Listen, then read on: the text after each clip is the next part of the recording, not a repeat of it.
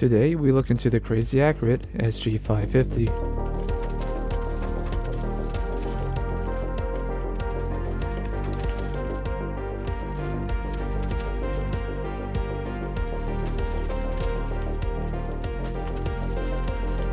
The SG550 is one of the weaker ARs in the game with a damage value of 27.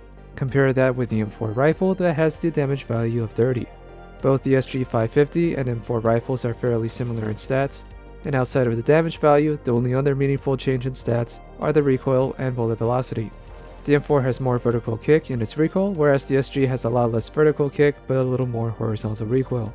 Fortunately for the SG, the horizontal recoil is fairly minimal, which makes it very accurate and easy to get used to without any attachments. Now this may sound a little bit like a repeat with what we have with the Groza, however there's one big difference that puts the Groza on top, which is that the Groza's damage value is at 37, outdamaging both the SG and M4 rifles while having very similar recoil values. With the low amounts of damage the SG has, what is its strength? Well, it's basically the recoil and damage of an SMG with the effective damage range of a rifle. It also has a fairly high rate of fire at 700, which is again on par with the M4 rifle. The best chance the SG550 has of standing out is taking full advantage of its minimal recoil, focusing on headshots, and fighting enemies at mid to long range. This weapon is so stable that it's actually possible to use a magnified optic with full auto. I'll have a couple of long range builds to show this, but we'll start off with our close range builds. Before we get into it, if you find these loadouts helpful, please give this video a like, and if you want to see more videos more often, please consider subscribing. Going into our short range early builds, we'll want to keep this weapon as much of a laser as possible, so we will skip the basic barrel and go for the compensator as the first barrel attachment. I do recommend putting on a red dot or your favorite close range optic, as I'm not a big fan of the iron sights. For this weapon in particular, I don't recommend using the SDN barrel. While it does help increase the bullet velocity, it also lowers the damage of the SG550 even more. I don't think the trade-off is worth it at all, and I would recommend to just keep running the compensator for the time being. And for the underbarrel grips, the B25 ERK is a great start for an early build, with the FAB grip as another option. Even though it is a little further down the list, I also want to put it in this section, which is the VTAC UVG tactical grip. Going into our later builds, which will be more ideal for this weapon, I do recommend running either the long barrel or heavy barrel attachments. Both barrels bring up the bullet velocity and the damage value of the SG from 27 to 28.35.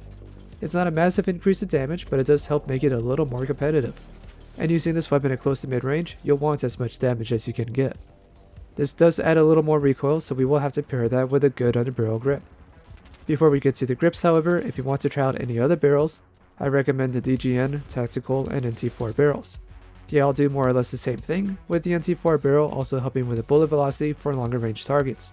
Just keep in mind that with these three barrels, you will not have the same kind of damage output as you would with the heavy or long barrel. Now moving into the underbarrel grips, I recommend using the vertical or vertical skeleton grip. Either one works really well to keep the recoil in check. And outside of these two, the SC5 grip is also a really good choice.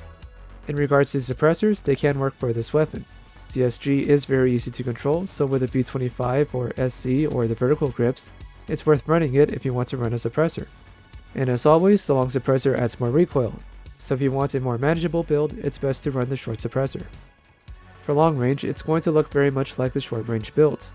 With the SG having very low recoil, it's actually possible to use it at full auto at long range, up to about 90 meters before the visual recoil gets to be too much. It also depends on which long range optic you're using. The higher the magnification, the harder it is to go full auto. I recommend the SLLP or the slip optic if you want to use the weapon in full auto at range. Manually burst firing is also a really good option and one that you can do with almost any magnified optic. For an early build for long range, you can start off with a compensator barrel, which seems to work well when paired with a B25 ERK grip. And of course, I'd still recommend the FAB grip. Again, there's not too much of a difference here with the early builds. There's not really a whole lot that you can work with at long range for this weapon.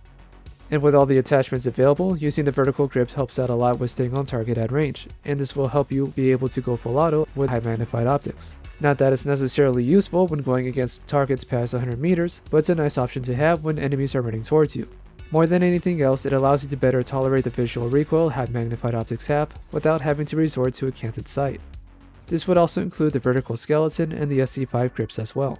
For the barrels, you don't necessarily have to run the heavy or long barrels, but I do prefer those. More so if you're going to burst or tap fire most of the time. and use the SG like a DMR. Outside of that, you can use the usual suspects, the DGN, Anti-4, and Van B barrels. I don't really recommend the tactical barrel for the SG, since it does mess with that first shot recoil. And I feel the better trade-off for a higher first shot recoil is with a heavy barrel, since you do get more damage per shot. And that will be it for the SG550. It kind of falls into the same category of the Honey Badger, where it's not really great at any range, but it serves as a good option if you want a rifle with very low recoil. You'll just have to stay on target a lot longer than other rifles with its weaker damage output. And now, what are your thoughts on the SG550? Have you been struggling to use it as well, or is there something that I'm missing? Let me know and let's talk about it in the comments below. Until then, I'm Mr. Rain, and I will see you guys next time.